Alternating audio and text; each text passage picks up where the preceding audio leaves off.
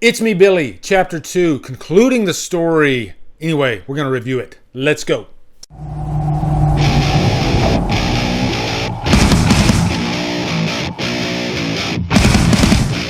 It's Me, Billy, Chapter 2 stars Victoria Marrow, Lisa Kovac, Lynn Griffin, and is directed by Dave McRae and Bruce Dale. Why are you here, Nancy? Because 6 months ago, something changed.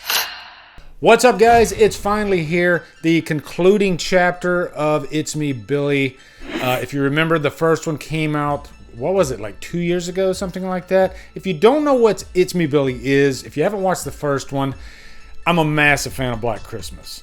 And what It's Me, Billy is a passion project created by Dave McRae and Bruce Dale using the finest in filmmaking equipment to make this look like a big budget Hollywood, like even Blumhouse type movie. And when you watch this, you're just like in awe of just how beautiful everything looks. The shots, the cinematography, the camera work, everything is at an A level production wise. It's insanity how great this looks, and it's just a testament to how far we've come with fan films. I think pretty soon fan films are going to bleed into studio productions, and you're not going to be able to tell the difference.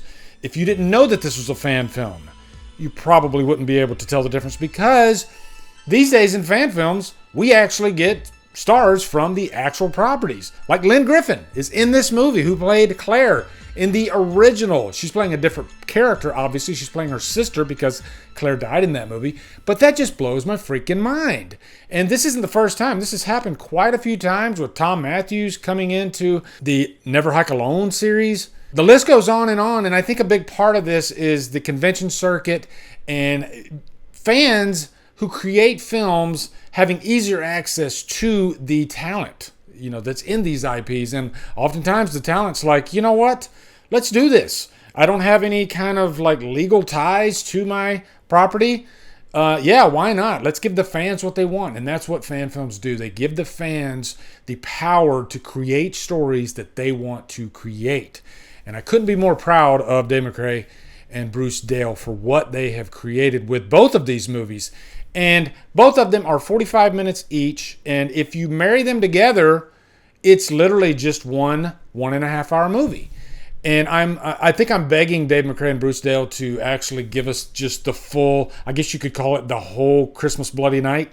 I don't know what you would call it. But what I love about It's Me, Billy is it feels genuine. It feels like a passion project. It doesn't feel like a cash grab like the Blumhouse remake, where they completely obliterated the name Black Christmas with that piece of crap. This is just a love letter to the fans made by fans. And so for the rest of the review, I'm going to act like you saw the first one. If you haven't seen the first part of this, it's on YouTube. Please check it out. If you're a fan of Black Christmas, you will definitely dig it. Victoria Marrow, she plays Sam. She's in both of these. And again, this is kicking off from where the last one left off. That big cliffhanger where we find out that Jess is actually alive. That's not a spoiler for this movie if you saw the last movie, okay? We know that Jess is still alive, and boy, was that a bombshell of a reveal.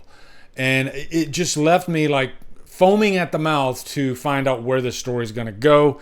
Yeah, I think I can tell you safely that, yeah, Jess is a big part of this movie. Sam is a big part of this movie. I freaking love Victoria Marrow. I think she really owns this role. She reminds me of kind of what Lauren Rivera is with Sienna in the Terrifier series.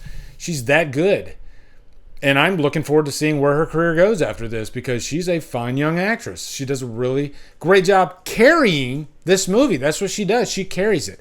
Now, I stated earlier that Lynn Griffin is in here. She has a very pivotal role because she catches the audience up and fills in the gaps from 1974 to now. And I really enjoyed that scene of her just sitting down, talking to the detective, and really just, like I said, catching us up and letting us know where the characters are, what had happened to some major characters, namely the villains like Billy.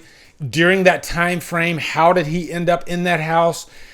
It's all here, and I'll even say this is the better half, which you would want, right? The second half of a movie is usually the better half anyway. This is what we were waiting for, but that's not to take anything away from how great the first half was. If anything, it did what it was out to achieve by making you want more.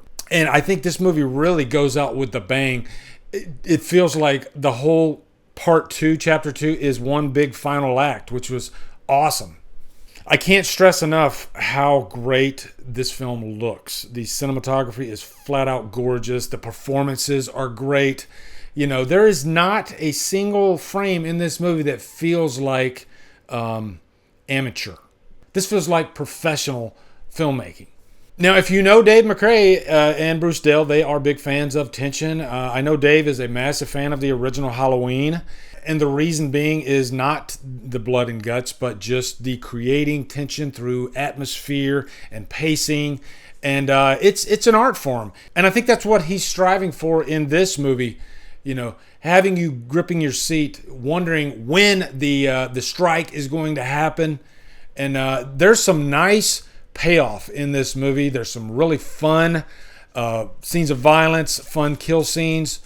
And you can tell that Dave and Bruce, they just wanted to end this thing right and go out with a bang and feel, I guess, proud to conclude the chapter of Black Christmas. And I will happily watch this alongside Black Christmas every year. I do have a soft spot for the 2006 version as well. But this just feels like it connects very well with the original. And my God, Lisa Kovac really, really looks like Jess, like a grown-up version of Jess. She's fantastic. But I like that the filmmakers were careful about, hey, let's don't make this just the Jess show. Let's continue our story. Sam is a pivotal part of this. You know, storytelling comes first and foremost with these It's Me, Billy movies. And I think that's the goal that you want to shoot for. So, yeah, I'm giving this a high purchase worthy for sure. This was a blast. And I luckily just rewatched chapter 1 like a month ago, so it was fresh in my mind. And now I can't wait to actually like watch these back to back. It's going to be so freaking fun. And I can do that in December because we're still in October, which I think was very smart for them to release this, just like they did with the recent Terrifier 3, because it's more bang for your buck and people are going to want to keep watching this up until Christmas time frame. So yeah, so definitely check this out. It is free, people, on YouTube. What do you want? Okay, check this out right now. I guarantee you will love this. Also, be sure to come over to Killer Flicks, where we talk horror all day and every day on Fridays. We do Free for Fridays. Follow me at Drumdums on all my social. Support me on Patreon. Buy me a coffee. Anyway, guys, thank you so much for watching. Have a good day, and Drumdum out.